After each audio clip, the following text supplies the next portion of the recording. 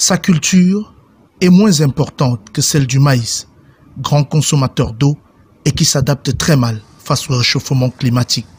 Le sorgho, cette plante rustique, résiste mieux à la sécheresse et n'est pas sensible au stress hydrique. C'est une plante qui grandit sur l'eau résiduelle du sol. Donc la quantité d'eau tombée dans les années antérieures influe sur le rendement de l'année en cours. C'est une plante qui grandit en jour court. Nous sommes actuellement en jour court et les températures nocturnes sont basses. C'est une plante qui a besoin de jours courts et de températures nocturnes très basses pour fleurir.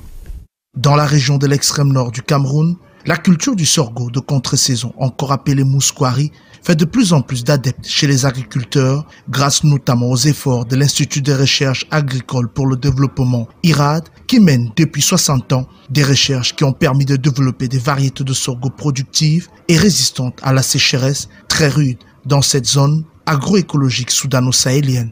Une contribution de la recherche qui a permis aux agriculteurs d'accroître leur rendement et d'améliorer les techniques culturelles. Depuis que l'IRAD est venu nous conseiller par rapport à l'agriculture, aux techniques surtout, aux méthodes, nous avons toujours bénéficié parce que le rendement s'est augmenté et même par rapport à la nouvelle technologie, la population de Lougo-Sambo a bénéficié parce que l'IRAD n'a pas toujours manqué d'apporter les soutiens. Pour ma part, j'avais 4 hectares, mais j'avais les 6 sacs par hectare.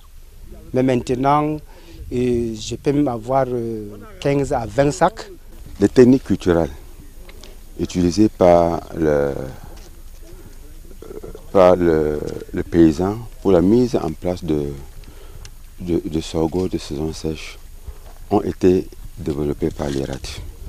Environ 1 mètre fois 1 mètre par plan, c'est qui fait autour de 10 000 plants par hectare. S'il met 2 plants par machine, ça lui fait 22 000 plants. On se retrouve autour de 900 à 1 tonne, 900 kg à 1 tonne de sorgho par hectare. Pour le moment, 80% du sorgho cultivé par les agriculteurs de l'extrême nord est consommé dans les ménages. Mais cette situation pourrait très vite changer, ceci en raison de l'intérêt de plus en plus accru des sociétés brassicoles pour cette graine qui pourrait très vite devenir une culture marchande d'envergure. Les industries brassicoles ont commencé à s'intéresser aux variétés développées par l'IRAD.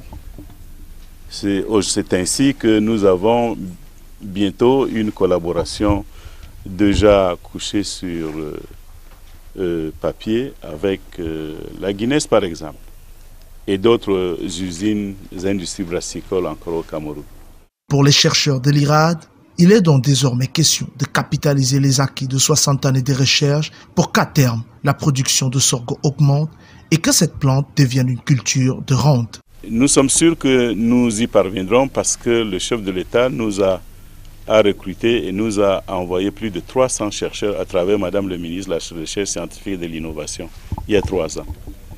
Donc, tous les chercheurs, la majorité des chercheurs dans le domaine qui étaient partis à la retraite sont en train d'être suppléés par cette jeunesse qui vient d'arriver.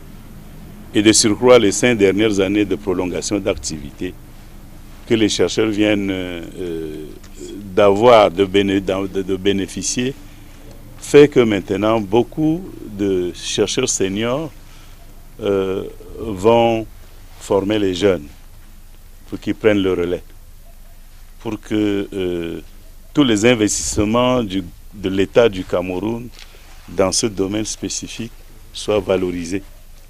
Avec une production annuelle de 1,5 million de tonnes, la culture du sorgho est moins importante que celle du maïs, mais la petite graine gagne du terrain et se présente aujourd'hui comme une culture d'avenir.